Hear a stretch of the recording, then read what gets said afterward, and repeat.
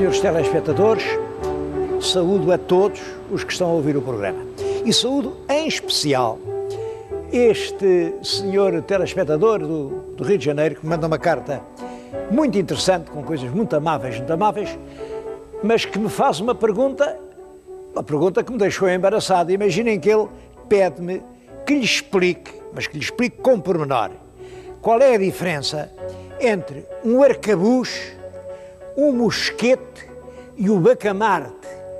O arcabuz, o mosquete e o bacamarte. Tudo isto, é claro, são armas de fogo do século XVI, que ainda se usavam no século XVII, mas eu não sei bem a diferença, porque eu não sou especialista em armas de guerra e, portanto, para ver bem a diferença, tive que vir ao Museu Militar. É no Museu Militar que lhe estou a falar, na Sala Dona Maria. É uma sala extremamente bonita, é uma sala que foi feita para a altura em que este edifício era arsenal, e vim aqui para pedir aos peritos do museu que me explicassem a diferença entre essas três armas.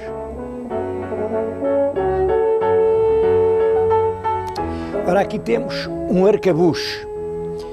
Isto é uma arma do século XVI, como veem, é uma arma muito pesada. Isto para se poder apontar, eles traziam numa das mãos uma espécie de forquilha de metal e punham a forquilha no chão e a arma apontava. Era carregado com pequenos projéteis, muitas vezes pedras ou bocados de ferro, e tem uma mecha. Esta mecha que estão a ver é que pegava depois o fogo à pólvora. Este tipo de arcabuz, tem uma história especial. É isto que no Japão ainda hoje chamam o arcabuz de Tanegashima. Tanegashima é uma ilha japonesa e no século XVI, quando os portugueses chegaram ao Japão, um rapaz, um zaimoto, um rapaz aqui do Cartacho, levava uma coisa destas. É claro, receberam-no bem, mas ele, para mostrar o que isto valia, apontou para um lago onde havia imensos patos, e com um só tiro dizem que matou 22 patos. Os japoneses ficaram assombrados com aquilo e ele depois ofereceu a arma lá ao chefe local, ao regedor, ao homem que mandava na terra. Ofereceu-lhe, explicou-lhe como funcionava e qual não é o espanto português quando, 5 anos depois, no Japão, já havia 30 mil arcabuzes. Os japoneses tinham revelado uma capacidade espantosa para copiar esta tecnologia e tinham 30 mil arcabuzes precisamente iguais àquele que tinham visto disparar na ilha de Tanegashima. Isto do arcabuz, portanto, uma arma muito pesada, 7 quilos, era quanto isto pesava. Vamos agora ver o mosquete.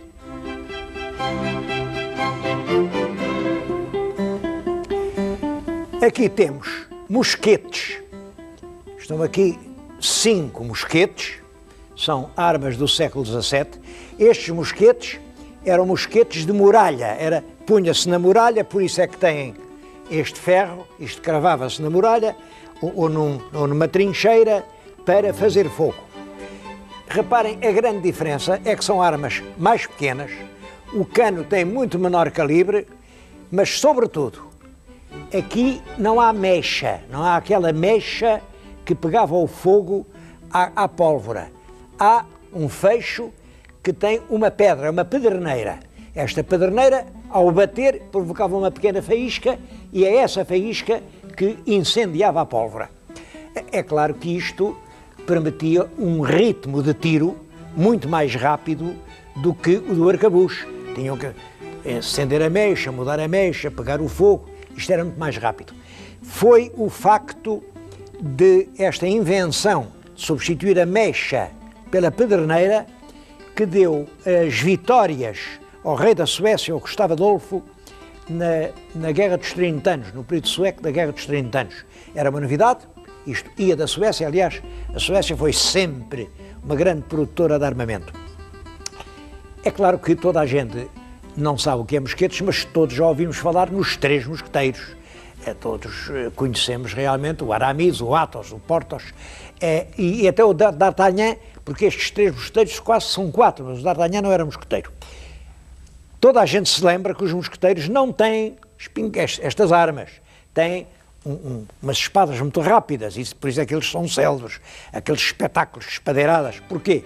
Porque realmente isto só se usava na guerra, isto não era uma arma portátil, isto era realmente pesadíssimo. Finalmente vou-lhes mostrar um bacamarte. Aqui tem o bacamarte, repare na boca, um bacamarte, boca larga. Esta arma usava-se sobretudo na marinha, era nos combates navais, porque esta arma não tem pontaria, tem um cano curto, portanto enchia-se com pedras, realmente com pequenas pedras, e tinha o efeito de uma caçadeira. Atirava-se para o navio, porque isto não tem mira, não tem maneira de fazer pontaria, portanto limitava-se a apontar para o navio e atirava uma chuva de pedras, que realmente era mortífero quando estava a pequena distância. Todas estas armas tinham um pequeno alcance, todas elas. Teoricamente matavam a 100 metros, mas sei que, por exemplo, o Duque de Alba aconselhava aos seus soldados a nunca as dispararem antes do inimigo estar a uns 30 metros. 30 metros, como sabem, é uma distância muito curta.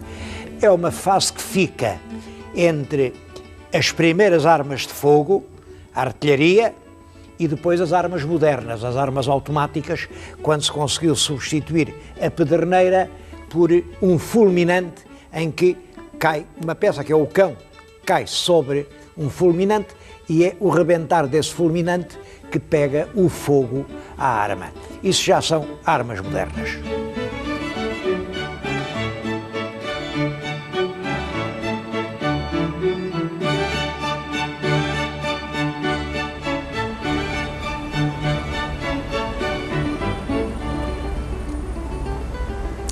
A razão que me trouxe aqui ao Museu da Artilharia, Museu Militar, foi realmente falar no arcabuz, no mosquete e no bacamarte, que eu realmente não sabia o que isso era. Mas já que cá estamos, eu acho que há aqui muita coisa que tem muito interesse ainda hoje para qualquer pessoa. Eu estou agora a falar-lhes junto de uma peça que ficou na história. Já o nosso cronista João de Barros fala nela. No século XVI, isto que estão a ver era considerado o maior canhão do mundo. Bom, ela realmente pesa cerca de 20 toneladas. É o canhão de Diu. Os turcos levaram este imenso canhão para bater a fortaleza de Diu, no cerco de Diu.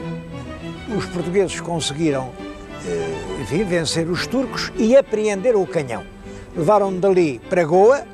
Em Goa embarcaram-no numa nau e trouxeram para Lisboa, para o rei de Portugal ver o tamanho do canhão, e aqui esteve primeiro no Castelo de São Jorge, depois, quando vem Dom João IV, manda-o pôr em São Julião da Barra, para defender a Barra, e quando vem o Marquês de Pombal, como sabem, o Marquês de Pombal é quem faz o Terreiro do Paço e faz ao centro aquela bela estátua do Dom José. Só que a estátua precisava de muito metal, de muito bronze, e o canhão veio para derreter, para ter os bocados, derreter e meter na estátua. Só que andava por aqui um frade que sabia árabe. O frade sabia árabe, viu que isto está aqui escrito, tem aqui 7 linhas de prosa, e ele meteu-se a traduzir isto e leu o que eu lhes vou ler, naturalmente eu não sei isto de cor, ele leu isto.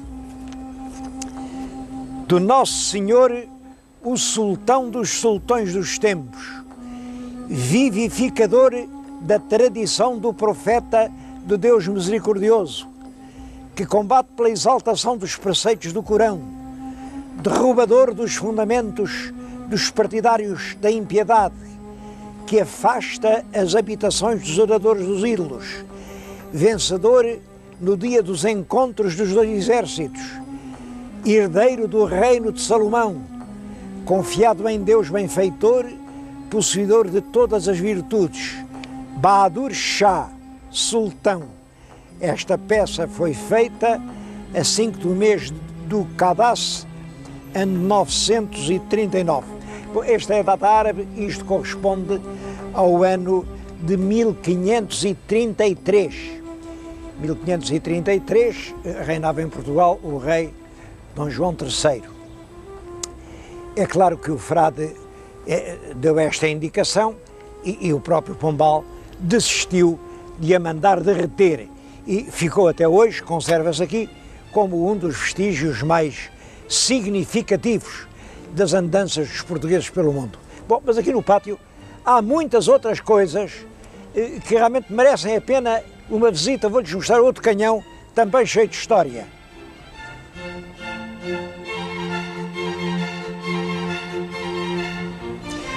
Este canhão tem aqui um brasão com duas rosas e à volta a legenda Onissoa Kimalipans. E as duas rosas são as rosas da Rainha Isabel de Inglaterra. Aqui tem o nome do oficial que o mandou fundir e a data, 1571. Portanto, é do ano anterior ao ano em que em Portugal foram publicados os Lusíadas. Mas o que realmente tem interesse é a forma como este canhão veio parar a Portugal. Como sabem, nós tivemos a nossa Revolução Liberal em 1820, mas em 1828 as coisas andam para trás, Dom Miguel proclama outra vez a monarquia absoluta e no Brasil, o irmão do Dom Miguel, que era o Dom Pedro I no Brasil e IV em Portugal, não concorda com isso, entrega o trono à filha, Dona Maria II, e ele próprio, Dom Pedro, vai para a Inglaterra comprar navios, contratar soldados e adquirir armamento para vir numa expedição que vai pelos Açores e acaba por desembarcar no Mindelo. Bom, devo-lhes dizer que os ingleses venderam-lhe toda a sucata que lá tinham. Tudo era bom para aquele homem, para fazer a guerra no país dos outros, não há nada que não preste. E tinham lá este canhão num armazém, também lhe venderam este canhão. Claro que este canhão, em 1830, já tinha mais de tinha 300 anos. Bom, não servia para nada. Mas eles compraram, meteram no navio e nunca deram um tiro, porque não servia, e assim o canhão chegou a Lisboa.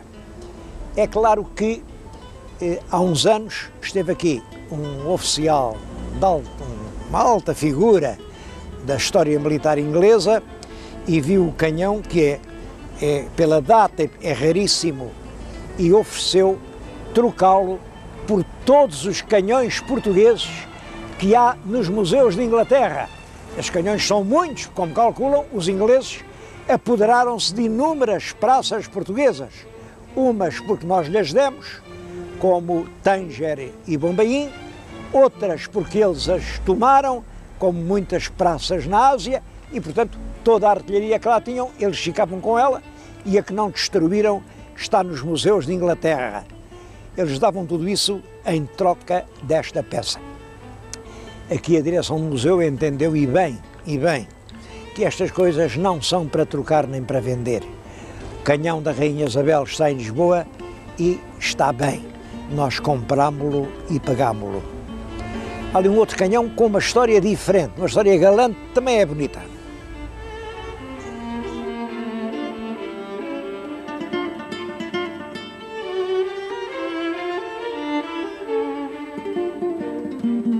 Agora diante de mim está um dos mais antigos canhões feitos depois da restauração.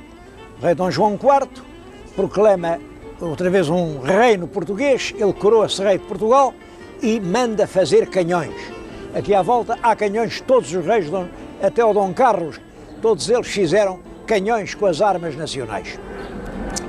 Falo em Dom João IV porque é ele o primeiro monarca que cria em Portugal um exército permanente. Até esta altura, este canhão que aqui está, por exemplo, é de 1650, mas o exército permanente é de 1641. É um exército permanente com 20.000 soldados de infantaria e 4.000 cavaleiros. É a primeira vez que existe em Portugal um exército de militares profissionais.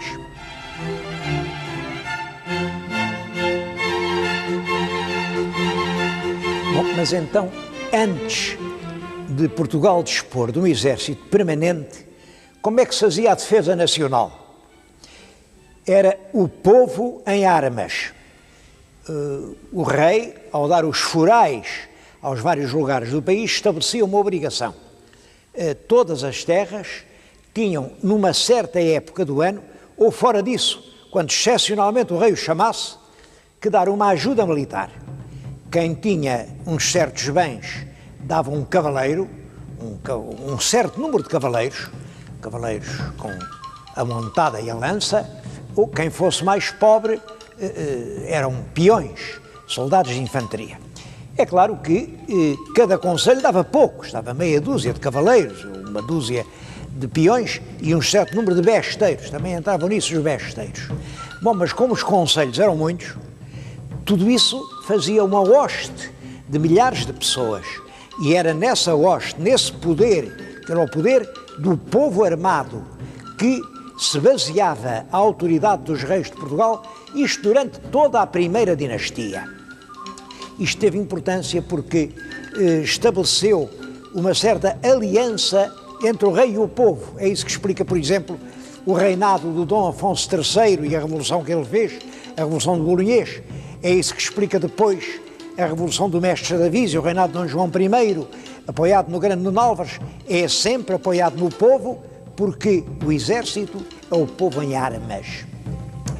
É claro que costuma-se dizer que Portugal é um país guerreiro. Claro que em quase 1000 anos de história nós tivemos muitas vezes que combater, que lutar, mas acho que não somos um país guerreiro, pelo contrário, somos o país da paz. Nessas guerras em que nos metemos, umas foi para nos defendermos, sempre que outros povos nos quiseram invadir, nós pegámos nas armas para nos defender.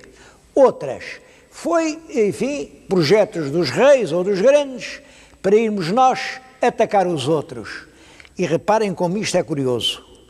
Sempre que entramos em guerra para nos defender, fomos nós quem ganhou. Sempre que entramos em guerra para atacar os outros, perdemos a guerra e tivemos consequências desgraçadas. Isto é uma regra que se passou sempre. Quando o Dom Afonso V ultrapassou a fronteira e foi até Toro por causa da sucessão em Espanha, é claro, em Toro foi derrotado e isso teve graves consequências para nós. No século XVIII, na Guerra da Sucessão de Espanha, a Guerra da Sucessão de Espanha, nós não tínhamos nada com isso. Tinha morrido o rei de Espanha e não se sabia quem havia de suceder, mas nós não éramos, portanto o problema não era nosso. Bom, mas os ingleses entraram na guerra e nós tivemos que entrar de braço dado com os ingleses. Claro, andámos 10 ou 12 anos em guerra, gastámos ali uma grande parte do ouro que vinha do Brasil e não ganhámos absolutamente nada com essa guerra. Depois, no século XIX, veio a Revolução Francesa. E Portugal é dos países que dizem, não senhor, não pode haver revolução, agora que história é esta? Mataram o rei, mataram a rainha. E entramos na primeira coligação ao lado da Espanha. E o exército português chega a entrar, é a Guerra do Roussillon, é nos Pirineus, na França, mas junto dos Pirineus. Claro que saímos-nos mal, porque entretanto os nossos aliados espanhóis fizeram uma aliança com a França e nós ficámos ali sozinhos. Esse exército foi todo praticamente aniquilado. Os poucos sobreviventes tiveram que voltar a pé para Portugal. Até a última guerra em que nós entramos, em guerra estrangeira, é a guerra de 1914-1918, ainda aí há peças de artilharia desse tempo. Também entramos na guerra, sofremos aquela terrível provação da Batalha de Lalis, em que morreram milhares de rapazes portugueses e, sobretudo, as consequências da guerra foram terríveis para Portugal. Em compensação, quando a gente se opôs à invasão estrangeira, quando o Nuno Álvares, à frente dos seus camponeses, barrou o caminho ao invasor e disse, daqui não passarão, nós tivemos a Batalha de Aljubarrota, ou quando vieram os franceses de Napoleão, olha, está ali um canhão, ainda com o N do Napoleão, que nós lhe apanhamos, quando vieram os franceses, também os portugueses, aí, com a ajuda inglesa, opuseram-se à invasão e saíram triunfadores. Creio que isto confirma exatamente o que eu comecei por dizer. É que o exército era o povo E o povo defende a terra em que nasceu, defende-a, mas não defende projetos ambiciosos de conquista da terra alheia. Claro que o povo acorria ao chamamento sempre que era preciso, mas não se pode dizer que gostassem assim muito do serviço militar. Há um facto que eu acho muito significativo, é este. Em 1570, o rei Dom Sebastião fez a lei das ordenanças e dos capitães-mores. Era uma lei que, de certo modo, obrigava todo o país a estar sempre em armas, porque todos os domingos, todos os homens válidos, desde os 15 aos 60, tinham que se juntar lá na praça e vinha o capitão-mor, faziam os exercícios, isto todos os domingos, e 2 vezes por ano tinham que fazer um alarde. Um alarde era, vinha a gente de toda a terra, toda a parte, em cada distrito, em cada região. Vinha o capitão e lá faziam a parada. Bom, o povo achava isto, imaginem, todos os domingos não podiam fazer mais nada senão ir ao exercício militar. Claro, logo que veio Filipe II, que foi o primeiro de Portugal, pediram ao rei para acabar com essa lei dos exercícios ao domingo e com os capitães-mores. Claro que o Filipe não quis ouvir outra coisa, não interessava nada ao Filipe que houvesse realmente terreno militar em Portugal. E acabou realmente com isso. Estou a contar-lhes isto diante de uma armadura que dizem que era do rei Dom Sebastião quando ele era pequenino, quando ele tinha 10 anos, quando foi feito mestre da Ordem Militar da Viz, mandou fazer esta armadurazinha, até tem aqui pendurado por um cordão, aqui tem a cruz da Viz, e que milagrosamente a armadurazinha chegou até agora. Eu devo dizer que não acredito nisso, porque este facto do rei, aos 10 anos, ter posto uma armadura destas, teria dado muito, enfim, nas vistas, e os inúmeros cronistas que nos dão notícias do tempo todos faziam, teriam falado nisso. Bom, de qualquer maneira é uma curiosidade.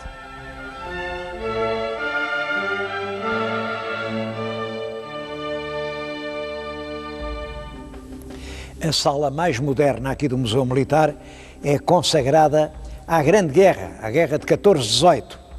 Como sabem, é uma guerra em que Portugal entrou, e aqui, com pinturas muito boas, muito realistas, descrevem-se alguns episódios da participação portuguesa nessa guerra.